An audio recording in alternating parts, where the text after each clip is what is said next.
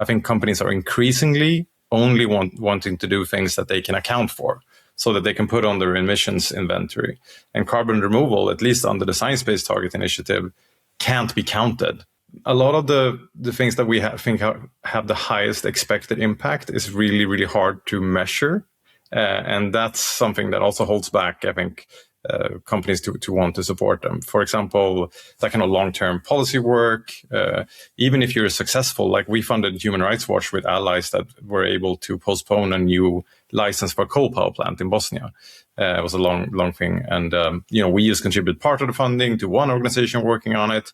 It's millions of tons that are avoided, but saying exactly how much we contributed is hard. And that's a best case solution.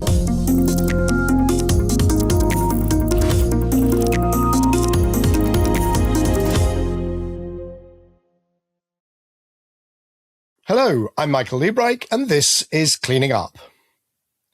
Carbon dioxide removal, CDR, plays a huge part in every model of the global economy that gets us anywhere near to keeping temperatures, whether it's to 1.5 degrees or 2 degrees of the temperatures before the Industrial Revolution.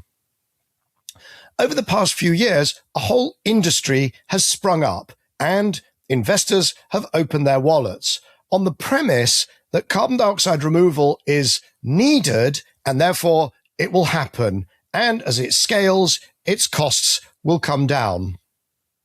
However, the world has changed. We're now in a world where there's much more scrutiny on the solutions that work and on how much they cost and who's going to pay for them. My guest today is an expert on all things carbon dioxide removal. He runs a number of companies. I'm going to let him introduce them, that are all focused on information, but also on investing in and learning from experiments in carbon dioxide removal. Please welcome Robert Höglund to Cleaning Up. I'm delighted to announce we've just relaunched the Cleaning Up newsletter. Now written and edited by my longtime New Energy Finance and Bloomberg NEF colleague, Angus McCrone, it will come out every second Monday. Angus is going to be diving into all the latest from the Cleaning Up universe. The episodes we're recording, the events we're hosting, the stories we're watching, and what co-host Bryony Worthington and I are up to. To sign up to the newsletter and get all the Cleaning Up latest straight to your inbox, visit cleaningup.live. So, Robert, thank you very much for joining us here today. Yeah, thanks. I'm really glad to be here. Why don't we start where we always do, which is you explaining in your own words who you are and what you do. Thanks. So, Robert Höglund, I work in carbon removal and climate strategy more broadly. I have my own company, Marginal Carbon, at the bottom and do a lot of writing under that name. And then I spend most of my time with the impact platform MilkyWire, kind of impact firm helping companies reach their environmental targets and manage the climate transformation fund that we can talk more about later. And then I also co-founded CDR.fyi, which is a data platform for carbon removal, tracking everything that's going on in the market. And then it's a bit of this and that across different advisory groups and so on, trying to work on these two big topics of carbon removal and then how can companies best contribute to climate action, basically. Okay, so a good portfolio, and I hear where you're coming from, and sometimes it's difficult to say very succinctly exactly what you do. You have a complicated portfolio there of activities, but it's largely around, as you say, carbon removal, advisory, some NGO stuff, but also really interesting is that fund. So why don't we unpick, unless you want to dive into some of the advisory work, I'm really fascinated by the fund. Yeah, no, that's a good place to start. So we set this up at MilkyWire in 2021 with the fintech Klarna as the kind of anchor customer for it. And the basic question that we were trying to answer was really, what should a company do if they want to be best in class in climate and contribute besides reducing their own emissions? So we designed kind of a fund that companies can put their philanthropic money or their climate budgets into. And then the fund tries to help reach global net zero and looking at kind of what's the biggest expected impact that we can reach. So it's both been supporting NGOs in emission reductions, like policy work, stopping new coal power plants or creating new alliances around low emission cement across the global south. It could also be NGOs stopping deforestation or doing restoration work. And then also carbon removal, being like an early customer in new solutions. Where there's a lot of potential, but very nascent. So they need someone to go in and help fund these solutions. And we've been running it for 5 years now and have I think it's about 25 companies that have contributed to it. Spotify, another big one. And it's $17 million that we dispersed to 68 projects, I think now. Now, the big fund that was set up to do carbon removals was, of course, Frontier. And then I think I'm not sure whether Microsoft is part of that or separately has been doing some fairly large scale stuff. So Frontier is over $1 billion. What were you set up? I mean, who came first, you or Frontier? I believe that I'm not exactly sure, but Stripe was buying first by themselves and they set up Frontier later. So in any case, Stripe was first. And I think that made it a lot easier to support carbon removal for us because they were already started doing this. And then Frontier, I think, launched about the same time, but I can't swear. And they're bigger, but they on the pre-purchase side, when they support novel technologies, it's similar sizes of support. Then they also do offtakes, and that's where the real money goes in. And it's an interesting piece of history when both your fund, but also Frontier was created because, 5 years-ish ago, we were in a really different world, right? And so, Frontier was Stripe, Alphabet, which is, of course, Google. Shopify, I think, is in both funds. It was, if it's in your transformation fund, and then they've got Meta and McKinsey Sustainability, and then a whole bunch of others that joined. What sort of companies? You talked about Klarna being the first, but you've now got 20 companies.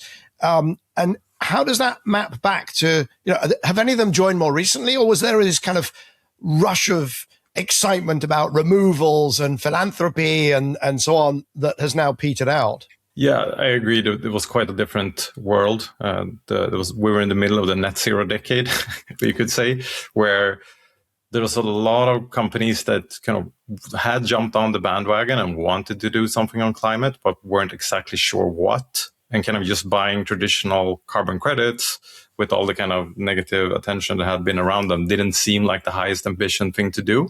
So there was this kind of gap for something new where companies wanted a solution that could be seen as best in class. And some of the ones that we have, it's not Shopify, it's Spotify, so the music company.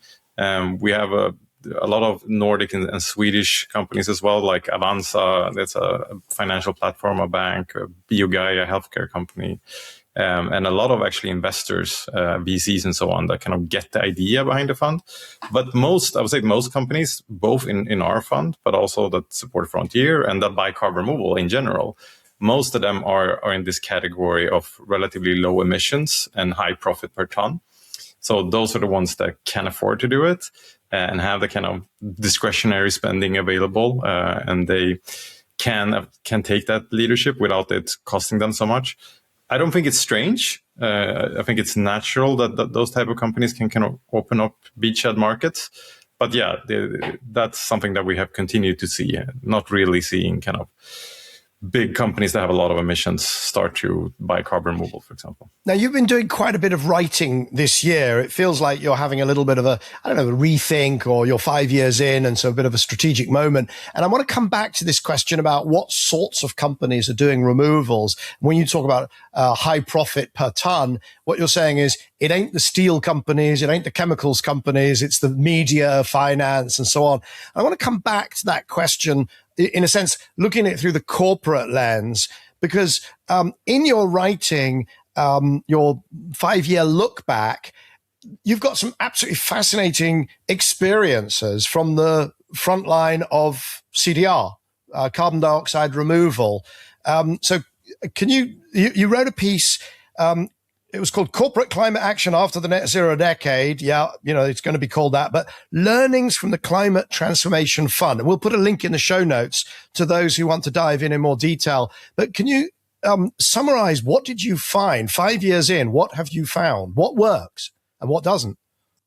Yeah, so one of the biggest learnings, I think, we could have maybe be accused of, it should have been known about this earlier, is that the biggest problem is not to find great products to fund, but to motivate companies to do something in the first place. And when you had the kind of bandwagon rolling, it was easier to bring them along. But now I think the biggest question is why?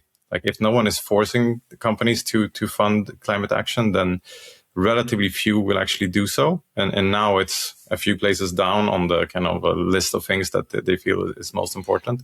So it's definitely harder, I would say, to attract companies with saying, like, this is a best-in-class solution if you want to maximize your climate impact. Many would just say, well, we'll just do whatever we're supposed to do or asked to do, and where we feel like a strong pressure to do. So that's one learning. Robert, if I can just clarify, there's sort of a distinction that you made in some of your earlier writings about companies are still doing an awful lot in their own supply chains. I mean, what you're talking about mainly with the fund and so on is activity beyond their supply chain. And I think that's because I live in a world where companies are still ferociously doing what they can with their own supply chain, largely because it makes sense financially. So it may be, I don't know, in your world, it may be cheating, but they're doing all of that. But here we're talking about outside the supply chain, removals or perhaps some lobbying or whatever it is to try to reduce emissions somewhere else, correct? That's correct. So, I mean, the most important thing is for most companies to do what they can to reduce their own emissions. And there's another strong learning and a strong trend that I think companies are increasingly only wanting to do things that they can account for, so that they can put on their emissions inventory.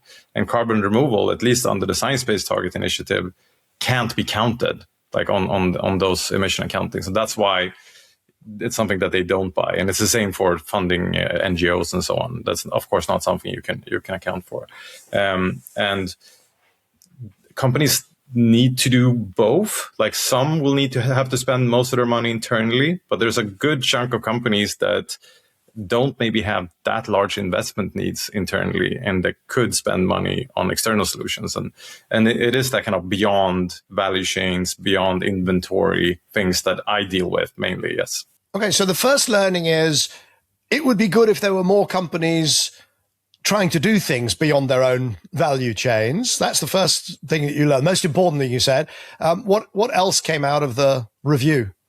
So a lot of the things that we think have the highest expected impact is really, really hard to measure. And that's something that also holds back, I think, companies to want to support them. For example, that kind of long-term policy work, even if you're successful, like we funded Human Rights Watch with allies that were able to postpone a new license for a coal power plant in Bosnia. It was a long thing. And, we just contributed part of the funding to one organization working on it. It's millions of tons that are avoided, but saying exactly how much we contributed is hard. And that's a best case solution. Other things that we fund take much longer, kind of working with utilities in Africa to be able to onboard more renewable energy, things that are like unlocking great change, and that's really needed. And few others are really funding that kind of things, but those are really, really hard to measure. So that kind of thing is difficult. But we think that type of systemic work that can remove roadblocks is one of the most important things to do.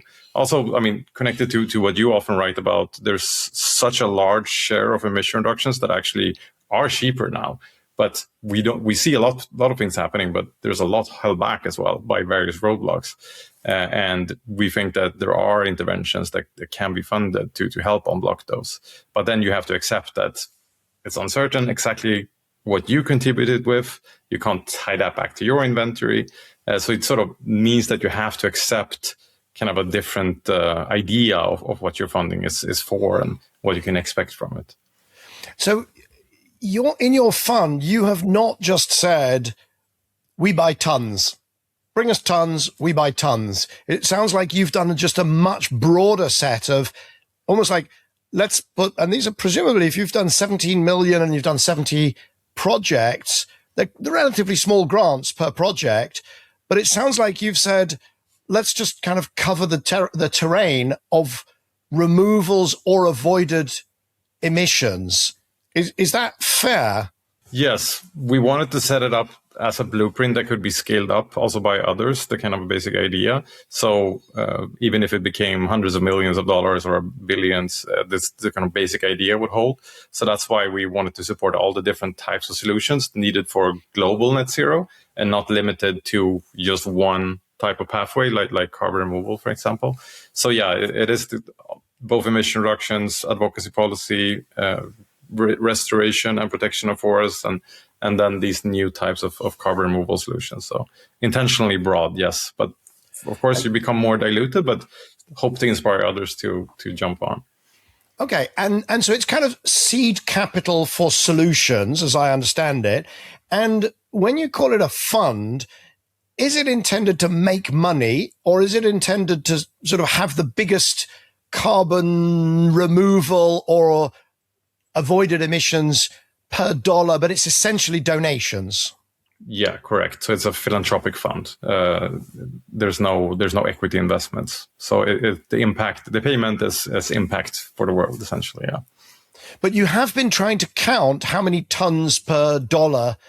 But that's what you're saying, is that some of the most obviously impactful things were also some of the ones where it was hardest to actually count. Exactly. And that's a mismatch, because often companies are asking, so how do you know that you spent this in a good way if you can't put a number on it? And then, you have to basically buy into the theory of change and think that what we're doing here and how we're selecting projects and how we're following up on them is a good strategy, even if we can't account for all of it. Some projects are easy to count, like if someone is doing a forest restoration work, for example, like you can see how much carbon is being bound in those plants. But that's not also, it's not something that you get multiples out of. You sort of know what you get. It's not going to get 10 times more effective than you thought it would be. So there's that kind of measurability versus impact. So there's also a question of, it might be sort of few tons now, but if it's a technology, it might ultimately deliver more. But look, I love this because I'm a big believer in learning by doing. Right? I mean, sometimes we learn by doing and it just makes no sense at all. And we've seen a lot of that. I'm going to try. I don't think I'll be able to get through the whole conversation without using the word hydrogen. That seems to be my life. But, sometimes I actually, when people say, oh, such and such has been funded, that must really annoy you. I actually never say that. I'm like, no, fine. As long as, preferably not my money. But we have to do in order to learn. And so my suspicion is it looks like you've funded a lot of different things and been quite quantitative about trying to figure out which ones work. So from that perspective, I'm a big fan. There's no question. I'm a big fan of what you've done. Some of that has been in a sense, I would call it hard removal technologies or techniques. So I would call classic CDR, rather than lobbying and barrier removal on, renewable energy models. What proportion of your investments were what more classically might be called CDR, carbon dioxide removal?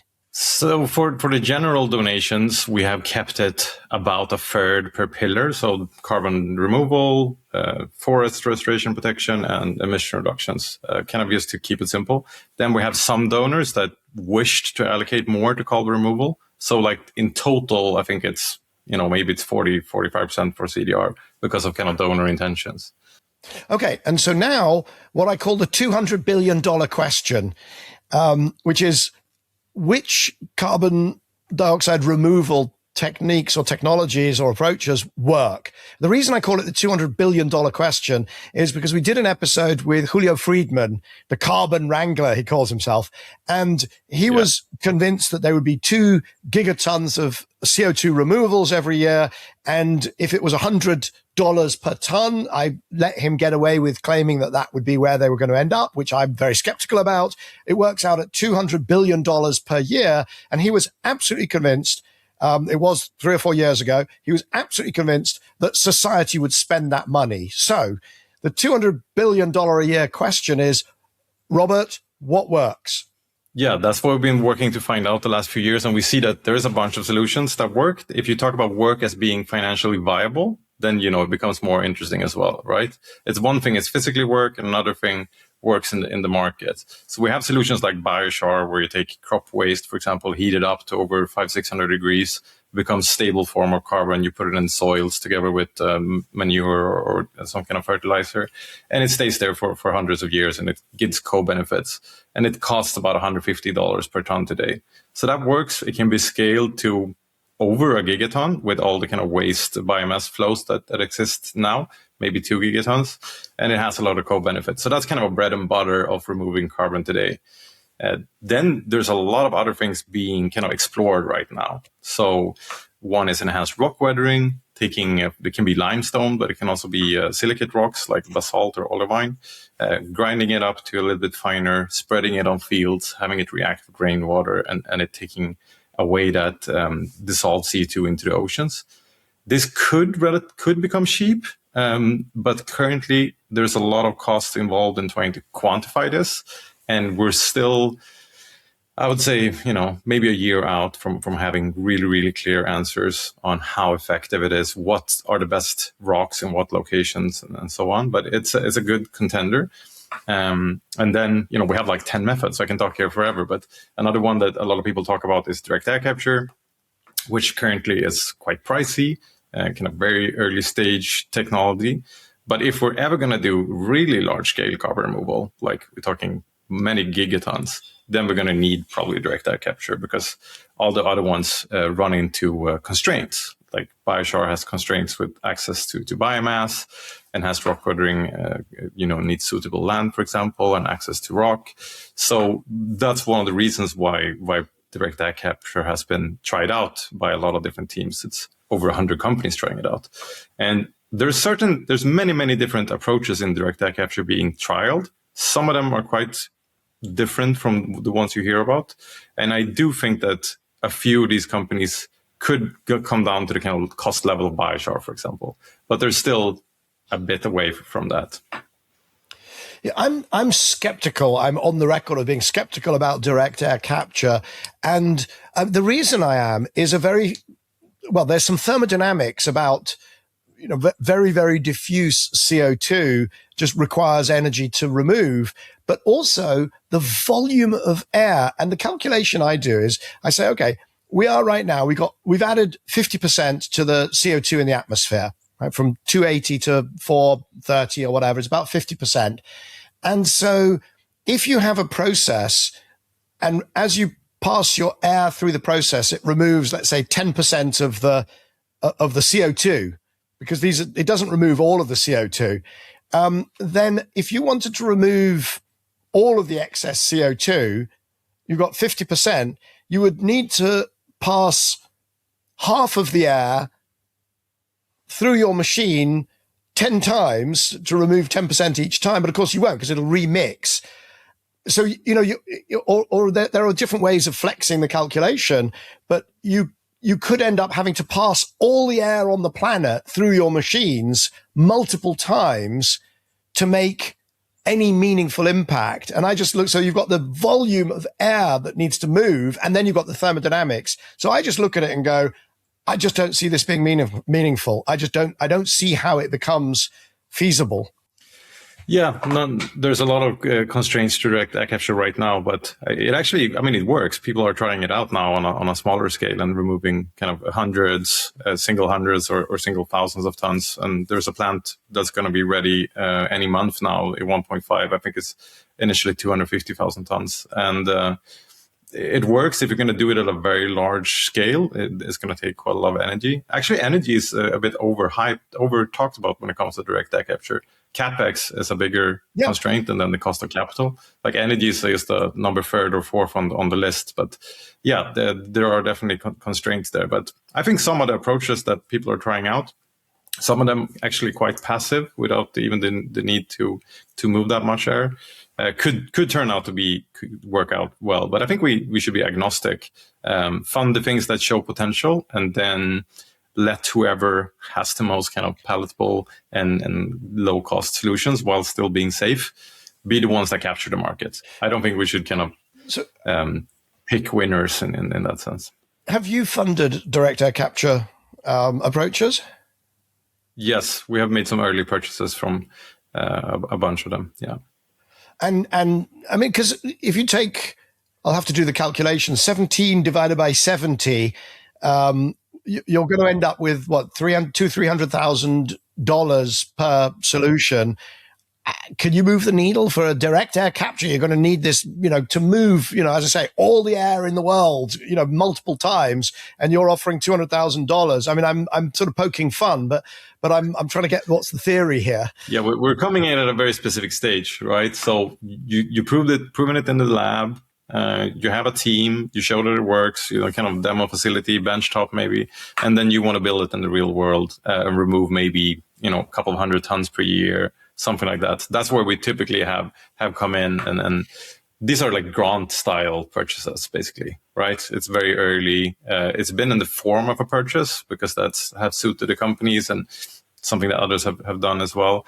And then I think it had a huge effect. The cash itself, yes, but also the signal value and kind of helping them get a story around that there's more people that believe in it, and that's helping investors and so on. But of course, like the small amounts of cash pales in comparison to the scale of the problem. But if you place it well enough in the right stage, I think you can help a little bit at least. Presumably it's things like doing the legals of what a contract needs to look like and how do you verify, and all sorts of good questions that, because it's a purchase of the tons, you have to go through it's not just write the check, thank you very much, have a good time, see you next year.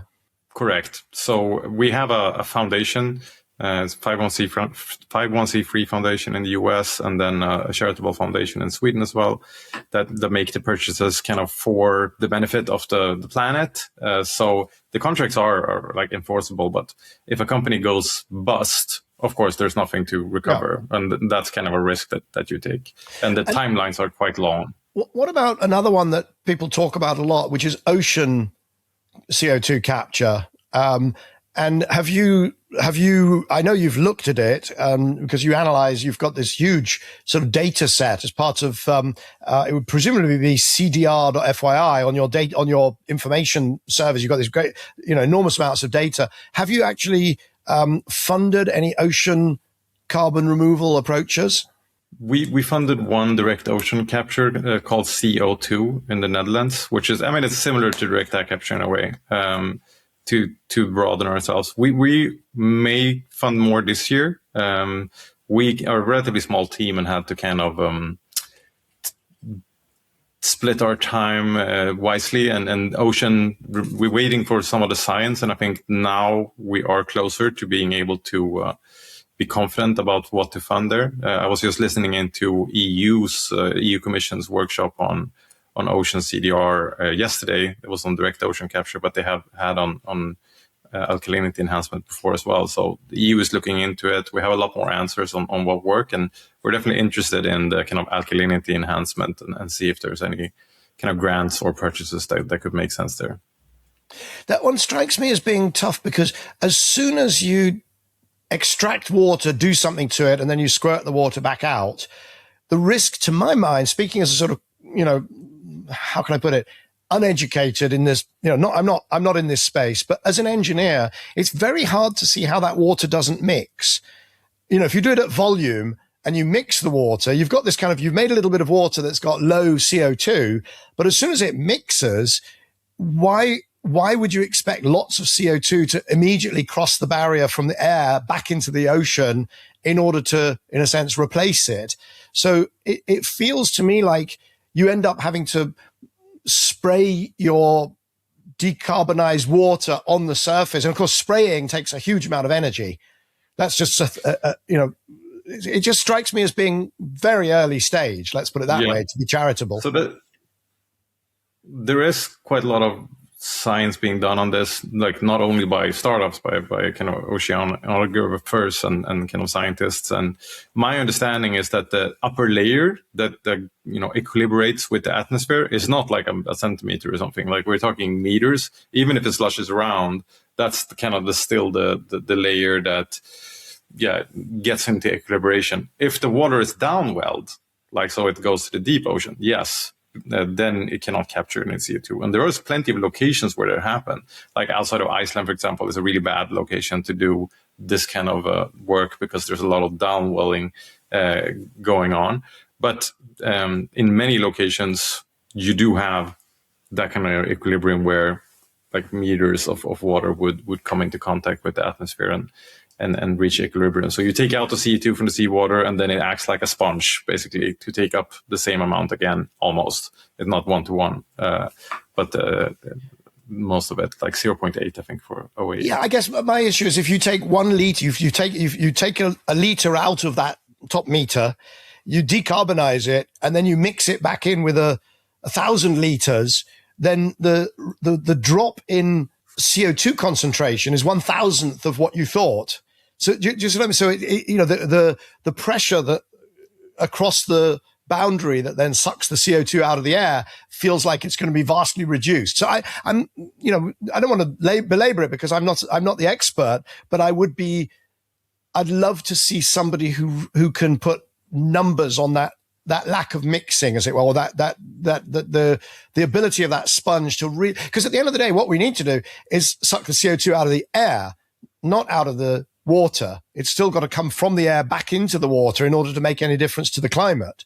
Yeah, no, for sure. And, there's plenty of good oceanographers and kind of ocean scientists that could be much better than I am at explaining this and explain why they believe in it. I mean, at least I think there's no real lack of consensus here. It seems to me like most scientists are pretty sure that you can use the ocean as a contactor, so to say, like to capture CO2 in this kind of manner. But yeah, there's still more work to be done on exactly how to do MRV, for example, measurement, reporting, and verification for these solutions. So there's sensors being developed and so on. But the basic idea, I think, the scientists are pretty sure about. If there's anybody watching or listening who is screaming at the radio, screaming at the TV at this point, please write in, put some comments into, whether it's YouTube or whether it's, on LinkedIn or so. Find me somehow and tell me what a fool I am because I don't understand how the obvious, solution or the physics or whatever. But there's a couple of other solutions I want to just ask you about. What about, we have in the UK, BECCS, biological energy with carbon capture, huge plant, Drax. It's been very controversial because they've been caught several times, apparently burning full trees, and there's all this kind of controversy around where their biomass comes from. It seems like the majority of it actually is wood waste, but there may have been some exceptions at certain points. Is that one of the solutions? Is that too mature for what you do with the fund? And in any case, where does it sit in the sort of spectrum of potential removal solutions? It's one of the kind of original carbon removal solutions that were talked most about, like say 10 years ago. And it figured a lot in the IPCC reports as a stand-in for all types of CDR. So instead of saying like how much carbon removal the world needed to do, they said this is how much BECCS you needed to do. And that actually brought a lot of flack onto BECCS from like people who looked at the numbers and said like, that's not sustainable from a biomass perspective. But yeah, I think that may have been a mistake, but it was the only method that was like widely understood and knew how it could be scaled up. It is the biggest volume actually by far, the biggest contracted volume of durable CDR comes from BECCS. And that is facilities like Drax, for example, where like Stockholm Exergy, I live in Stockholm, and they're right now building a carbon capture unit on that combined heat. What sort of price point do they look to hit with, if it's BECCS, how much is it per ton of CO2 capture? Is it $200? Is it $500? Is it $50? Where does it come in that sort of spectrum? So the literature says it should be like $150. But in reality, including transport and storage, we're closer to 400. Is that just lack of scale? Because there's this, at the moment, there's moving CO2 around on ships because there isn't the scale to build a pipeline. Is that the sort of the difference between the 400 and the 150? Is that the sort of issue? Partly, yeah. If you have a pipeline, things get cheaper. There's people who are working to try to get that to happen in the Baltics, actually. But then you need quite a few plants that have a final investment decision. And then building this multiple times. It's hard when you retrofit facilities because they may be slightly different every time. So it's not like you churn out modules as easily as when you make solar panels, because if each project is a retrofit, it's harder to bring down the cost with scale. But yeah, there's definitely some learning by doing. But then everything is just getting more expensive, and this is not the only estimate where the literature is quite different from reality. Yes, I mean, I'm trying to do this without being too mean to Oxy, where the people behind what's it called, carbon engineering, they produced this very optimistic white paper that said that they can get to I think it was under $100, and of course, they're nowhere near that. Yeah, and the capex is a huge. Like Stockholm Exergy, it's I think 1.3 billion euros for a capture capacity of a net capture capacity of 800,000 tons per year. So that's a lot of money to be paid up front. And if you have to take a loan for it, and you have the financing cost becomes really big as well.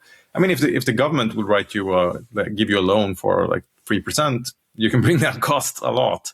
Right. So that's really a very big part of it. And we supported some BECCS, not the hugest plant, because we don't think a few 100,000 would make a difference. But we done, for example, carbon removers that capture the waste CO2, the fermented CO2 from whiskey distilleries, and then take that, and it's a very easy capture because it's so high in CO2. That's right, because it's already a very concentrated CO2 stream. Because, where I am on CO2 capture is, we're going to need it for process emissions, for cement, from ethanol manufacturing, otherwise known as whiskey distilling. I mean, it's so much cheaper because you don't have the whole separation stage. Now, you used an acronym, and I don't think you explained it, and we have a rule against that sort of behavior here on Cleaning Up, which was MRV. And you need to explain that. And I think it's a particular challenge in the carbon dioxide removal space. What is MRV? Measurement, reporting, and verification. Okay. So it's all of the accounting side of things. And the reason I think it's so difficult is because you may have to wait hundreds of years. So your biochar, the number one solution that you reached for and said, well, that's pretty well understood. And we, and it stays down there for hundreds of years.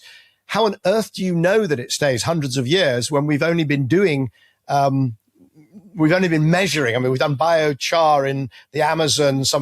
We now think that some of the original peoples have been doing that for thousands of years, but we've been doing modern biochar only for a decade or two, maybe. And so how do we know that this stuff, and the other one is enhanced weathering. I mean, it's great to do, to spread olivine sand on your field and it absorbs CO2, but it then ends up decades later in the ocean.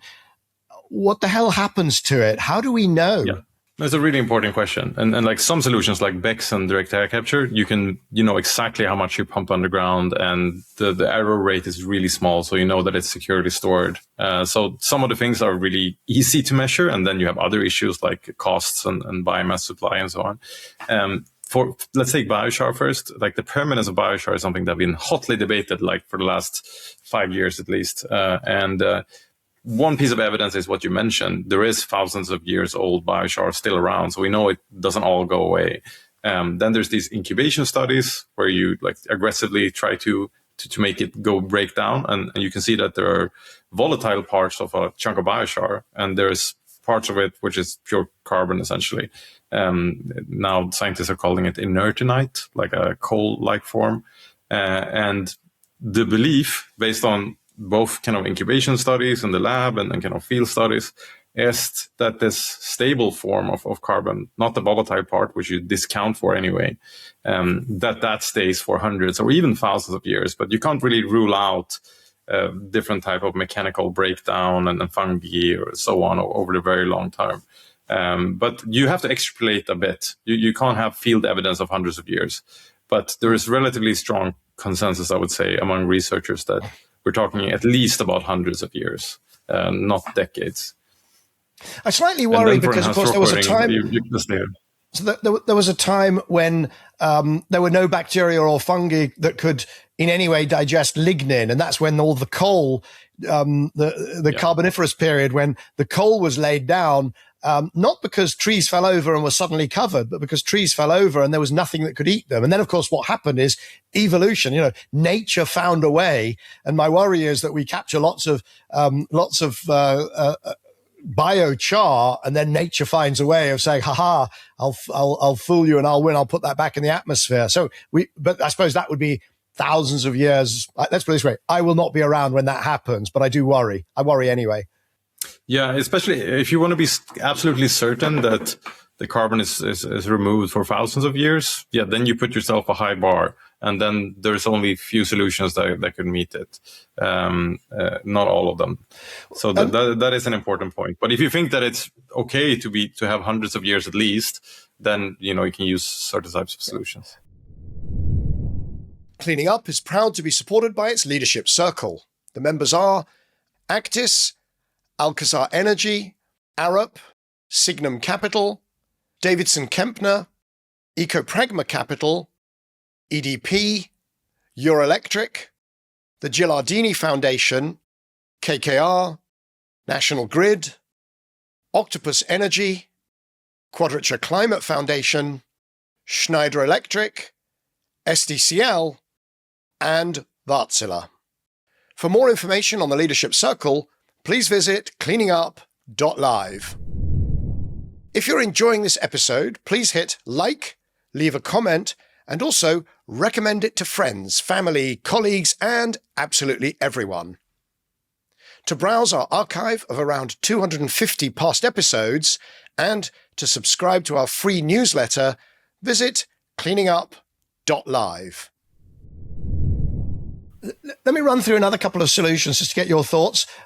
One is there's a company called Graphite that makes a kind of biomass briquette, pretty much like something you might want to put on your stove as far as I can see, but it puts a plastic watertight sheath around it and then stacks these in disused quarries or mines or whatever. I was joking with the CEO that if I discovered one of those, I could make a lot of money by removing his briquettes and selling them as fuel. Yeah. But is that going to be part of the solution? Do you think this kind of briquettized biomass, or is that far-fetched? There's a bunch of companies that are doing different versions of this. It's cheaper because you don't really need to do much with the biomass. You can just bury it under controlled forms, and if there's no oxygen and no moisture, it stays inert. Question is, can you guarantee that? And can you guarantee that people won't come and dig it up into the future? It's a relatively scalable and cheap solution if you just want to do a lot of carbon removal now. You may not have the same certainty it's going to be stay away forever, literally, or for thousands of years. I would maybe liken it to a forest that is very well protected and where there is no risk of wildfire or very low risk of wildfire. But you can't rule out that the forest will be destroyed. So not fully permanent, but like a low risk, relatively low risk of reversal. And there's another one that every so often gets an enormous amount of coverage, and that's some kind of algal, create an algal bloom and then either maybe turn it into a carbonate or just sink it, or, so spreading, whether it's iron filings or spreading something that creates an algal bloom, a fertilizer of some sort for algae, which then sink. What is the current science on that? Has that been, because it kind of comes along, then it gets debunked, then it comes along and then it gets debunked. Yeah. Where are we in that cycle? There are a couple of new companies that are pushing it now again. So, maybe we're in a new cycle. Iron ore fertilization was really hot like 1 or 2 decades ago, and then it went away because the science was disputed, and also there's a lot of people who don't want to do large-scale experiments with the ocean. I think there is a lot of uncertainty what happens with these microalgae if they actually sink all the way to the ocean. And also, if you make some other types of changes, then other nutrients that are needed for these, if there's a kind of shift on a very macro scale, so that the net carbon removal may be smaller than you think. And then there's always the kind of risk of ecosystem disruption. But yeah, at the same time, I'm not against doing more science on it, and maybe someone finds a good way of doing it. And people were trying to do macroalgae, like running tide, for example, that went out of business, growing kelp essentially that then sinks by itself to the ocean floor. But that has also issues like getting it to grow. It's quite a kind of colorful space for strange entrepreneurs and ideas. So running tide, they were going to grow kelp on buoys, I think the Americans would call them, buoys, we would call them in the UK, that would then degrade somehow and sink, and then the kelp would be sunk. And they ended up polluting a whole bunch, or launching a bunch of these things that sort of drifted around until the company went out of business, as far as I can see. It is a space that's plagued with some, I don't know, colorful characters and solutions, it seems. Yeah, I mean, I don't think they were fraudulent. They shifted to sinking wood chips instead of growing the macroalgae. So there was definitely that's right. And then there were these sort of wood chips floating everywhere, and some of the locals in those areas were kind of annoyed by that. But you wrote a piece. I want to sort of zoom back out, because you wrote a piece about how the CDR, the carbon dioxide removal sector, needs a new narrative. And I'm going to see if I can sort of paraphrase the old narrative, which is there's climate change is catastrophic and urgent, et cetera, number one. Number two, there are some really difficult things to abate, maybe aviation or maybe cement production or something. And we're going to need it, and therefore it's going to happen. And this is kind of I'm paraphrasing the Julio Friedman perspective. And the final piece of the old narrative was, and we need scale, because scale will solve everything on the cost side. Learning curves, stuff that I've worked on my whole career, frankly, but learning curves will solve everything. And so we got to go big. And this is why Frontier at $1 billion is worth doing. And the Climate Transformation Fund at $17 million, whatever, Scandinavians, let them have their bit of fun, but it's irrelevant. Now, you have come to a different perspective. Do you want to just lay out what the new narrative that you're calling for needs to be? Yes. So I call it from speed and scale to prove and learn. I think that the role of the carbon removal ecosystem... Robert, say that again slowly, because I think it's so important. From speed and scale to prove and learn. Prove and learn. So what you said is right. Like also the need to remove legacy emissions to go back to 1.5 degrees. That's where the huge numbers comes from, because then you need to remove many hundreds of gigatons of carbon removal. So that's one of the reasons why this 6 to 10 gigatons is something that's in IPCC reports to reach to stay within 1.5. Part of it is for hard to abate emissions, and part of it is to remove the excess, because the budget is going to be exceeded. So then the idea was like, in order to reach this, we need to start to scale, and it needs to maybe linearly grow from here to 6 to 10 gigatons. And now we see that that's not happening. Like carbon removal is conditional on climate policy and emission reductions.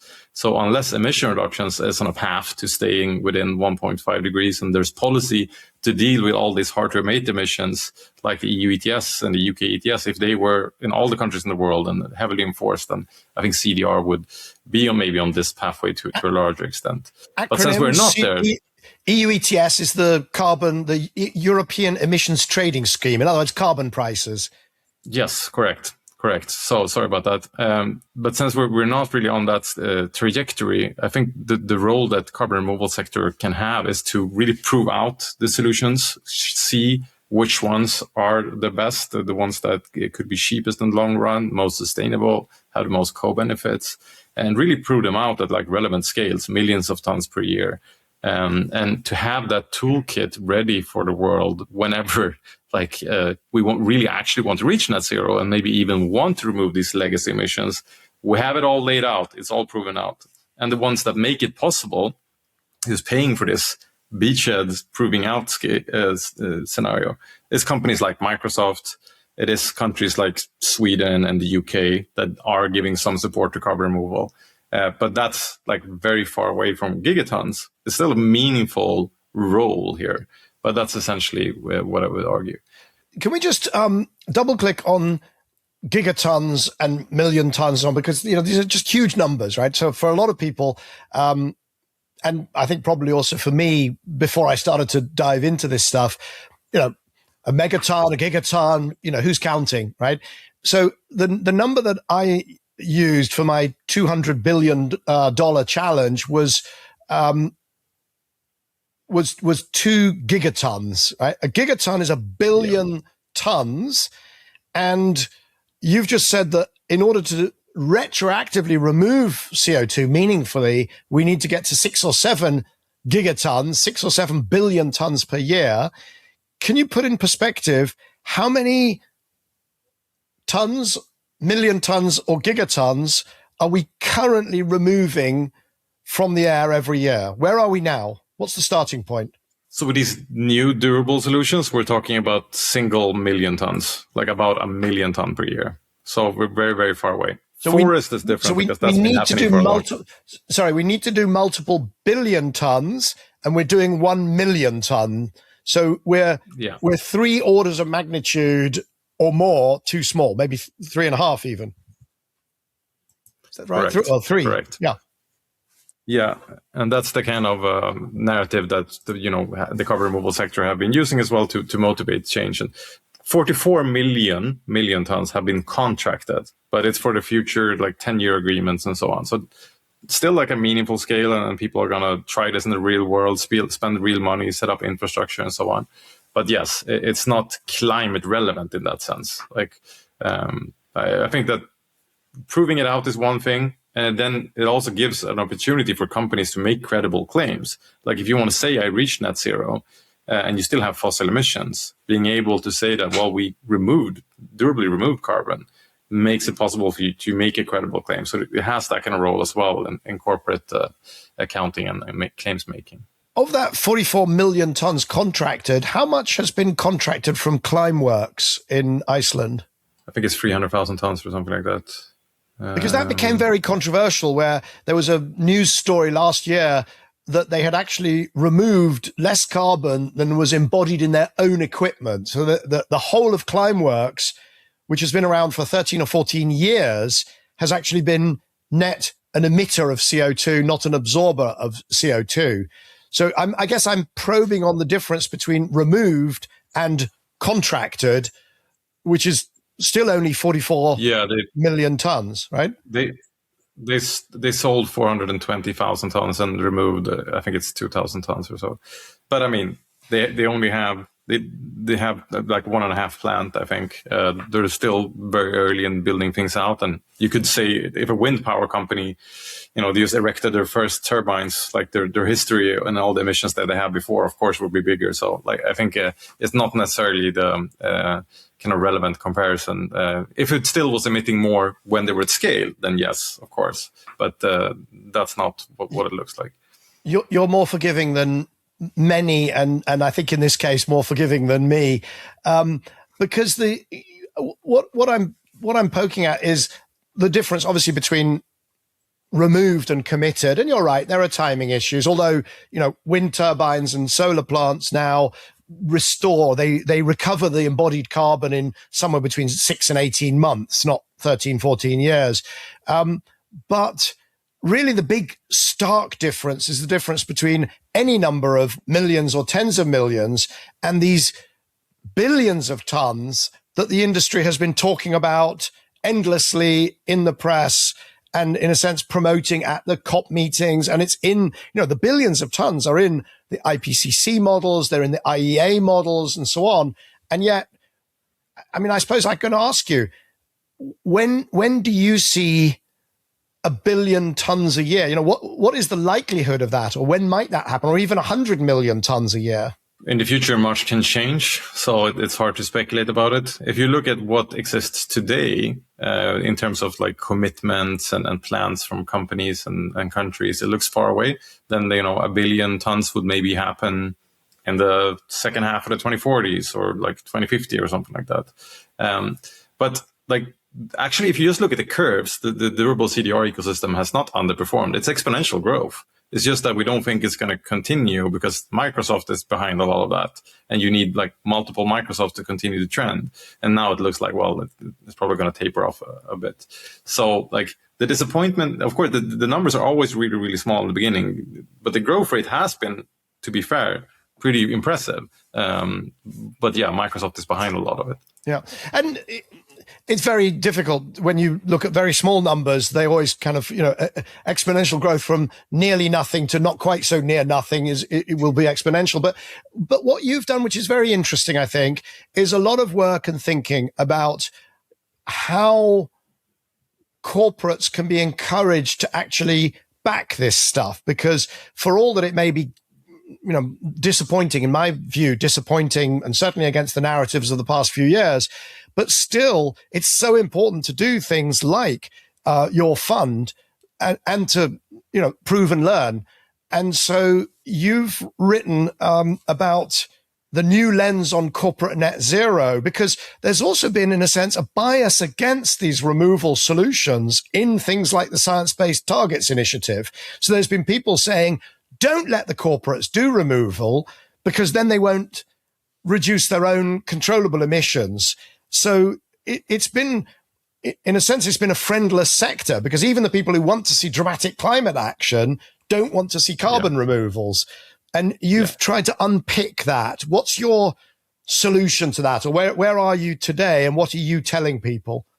So this piece tried to kind of take a little bit broader view of things and look at like what is actually going on in net zero targets. Like a lot of companies have them. I think it's several thousand big companies now, and we should use the fact that they have them as a way to motivate them to do things as well. But one thing I introduced in this article is the idea of conditional targets, that for essentially all companies, a net zero target for all their scopes, like scope 1, that emissions that they pay for directly, that they have on their own facilities, and scope 2 paid for electricity and heat, and then scope 3, everything else, like in their supply chain.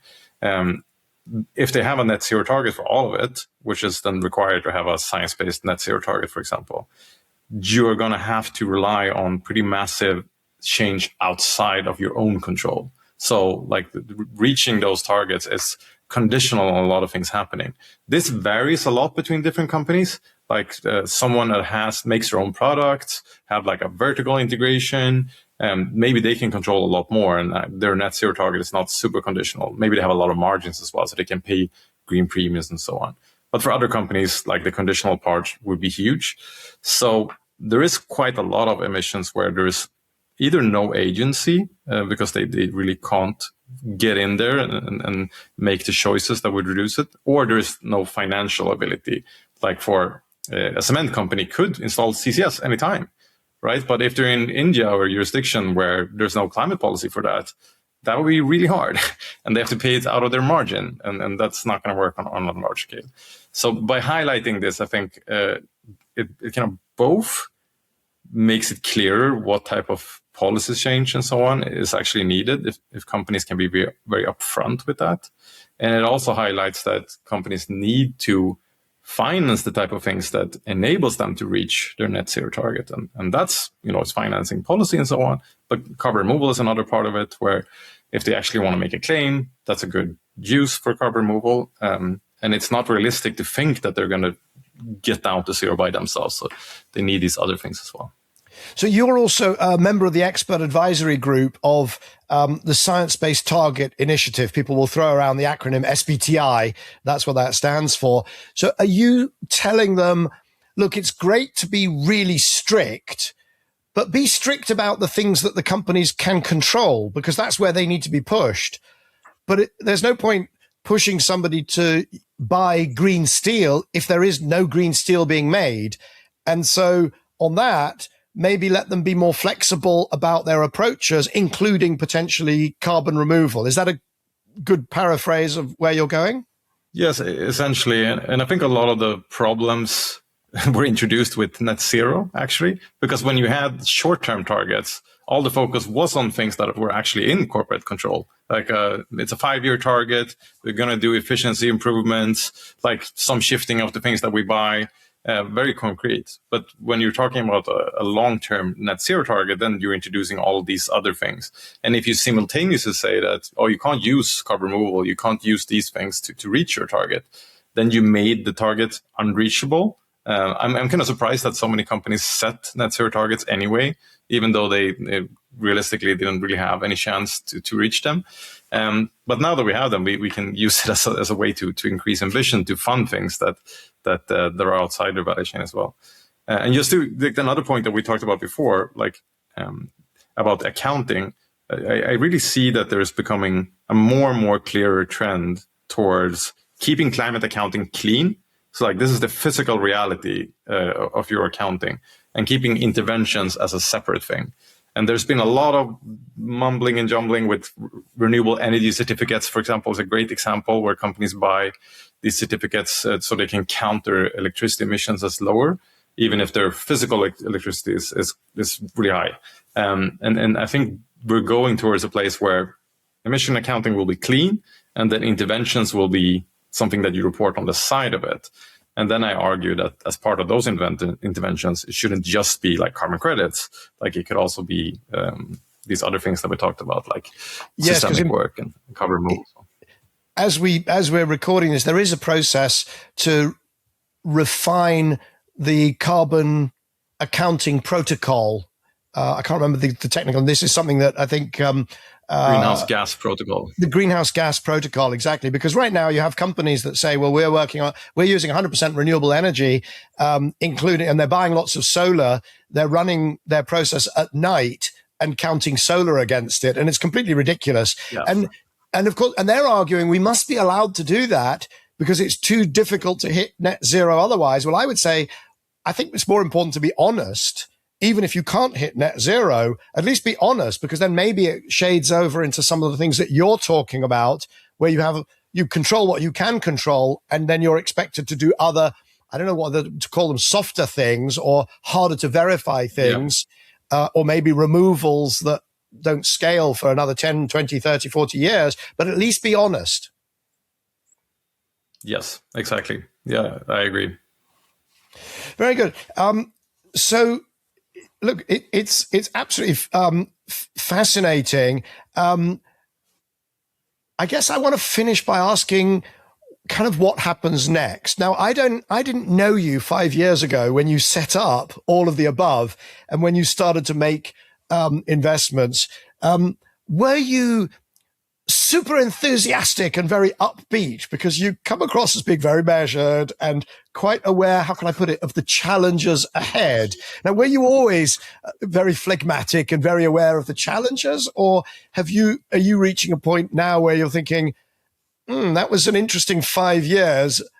Was it the best use of the talents of Robert Höglund? Well, personally, I think I had a very productive 5 years doing a lot of different things, and I think contribute to like this toolkit that the carbon removal system can be, and also the idea of how we can contribute, how companies can contribute to global net zero. I think we made really meaningful contributions in proving it out, not just theory, not just writing papers, but actually like funding things and getting stuff built so you can show that this has been done. You want to do it too. Here's the blueprint. You just need to follow. So I feel really happy about what I've been doing and with my colleagues. And I'm motivated by solving problems that, the carbon removal and this corporate accounting and what's the next way of doing the type of financing has been a goldmine, because there are so many things that people don't agree with or don't have clear answers for. So it has been very, very productive. We're moving into maybe a little bit new phase. I think the net zero decade is over. Now we're standing in this cusp. So are companies going to keep their net zero targets, or how they're going to do that? So that's something I want to continue to explore. I continue to write about this conditional targets. Like, could you set one? Can you quantify this actually? Like how would that work? And write some papers about that. And then I'm always open to see what are interesting problems that I could, make some marginal contribution to. I could be cheeky and ask, well, if the last decade was the net zero decade, and I think it was from 2015 Paris Agreement through till the Trump, second term election, that was basically a decade, and it was characterized by all of these net zero 1.5 mania, as it were. I could be cheeky and say, are we now in the pragmatic decade where we sort of differentiate much more carefully between things we can control and things that are cheap and things that are a negative cost and things that we don't control and are more expensive. So is this are you looking forward are we going to make as much progress, do you think, in the next 5 years as we've made in the last 5 years? Are you confident? Overall on climate? Well, and the sort of things you look at, the difficult, which is basically the difficult stuff. Yeah. I read your programmatic climate reset part 1 and 2, and I agree with most of it. I think it's a great way of phrasing where we are and like the pragmatic. Yes. Okay. Sorry. Go ahead. So I agree with that. Most focus should be on what we can do now, and I agree that focusing on the last 10 to 20%, like you shouldn't over focus on the hard things and like stare yourself blind at how we're going to able to do CCS and carbon removal, and kind of focus more on dissolving roadblocks for already cheap solutions that should happen, but don't happen fast enough. So I do think that economics are doing a lot of the work for us right now, right? Look at like Texas and the extreme growth in China of electric vehicles and so on. So I'm relatively optimistic, right, that we're going to continue to see a lot of large scale change. Are we going to see companies open up the wallet and start paying a lot more for carbon removal and other things? I don't know. Like, it's not impossible, and I'm trying to make more of it happen. Robert, on that note, I wish you the very best, because I do think, as I said, I'm firmly behind the idea that we learn by doing. So I don't know where you are in your fundraising, whether you need another $17 million. Yes. If I was a multi-billionaire, I would certainly, double down and let you continue doing what you're doing. So I hope you're having good conversations with your funding partners, because I think that what you're doing is actually incredibly important, and you're so thoughtful about it, and you're documenting it and communicating about it. So what can I say? I wish you the very best of luck going forwards. Well, I'm very glad to hear that. That's really great to hear. And we're always open for more companies and individuals that like what we're doing and want to support these type of solutions. And the fund is going into a new call for proposals now. So we're getting a lot of interesting climate projects writing to us. So we're definitely open. And yeah, thanks a lot for having me on as well. It's been a great discussion. Very good. And we'll put a bunch of links in the show notes to the various initiatives that you're involved in, whether it's the informational CDR.fyi or MilkyWire, Carbon Gap, and the Climate Transformation Fund, and some of your writings. So thanks so much for joining us here today. All right. Thank you. So that was Robert Höglund, the CEO and founder of Marginal Carbon, who runs a number of initiatives: MilkyWire, Climate Transition Fund, CDR.fyi, and Carbon Gap. As always, we'll put a link in the show notes to the various resources that we mentioned during our conversation. So that would be the episode with Julio Friedman, as well as the various initiatives with which Robert is engaged. And with that, it remains for me to thank our producer, Oscar Boyd, our video editor, Jamie Oliver, head of operations, Kendall Smith, and the team behind Cleaning Up, the members of the Leadership Circle, without whom none of this would be possible, and you, the audience, for spending some time with us here today. Please join us at this time next week for another episode of Cleaning Up. Cleaning Up is proud to be supported by its Leadership Circle.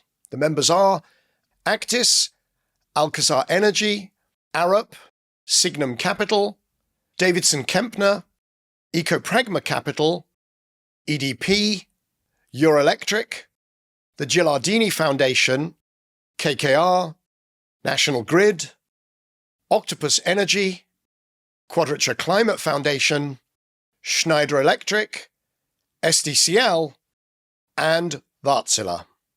For more information on the Leadership Circle, please visit cleaningup.live. If you're enjoying this episode, please hit like, leave a comment, and also recommend it to friends, family, colleagues, and absolutely everyone. To browse our archive of around 250 past episodes and to subscribe to our free newsletter, visit cleaningup.live.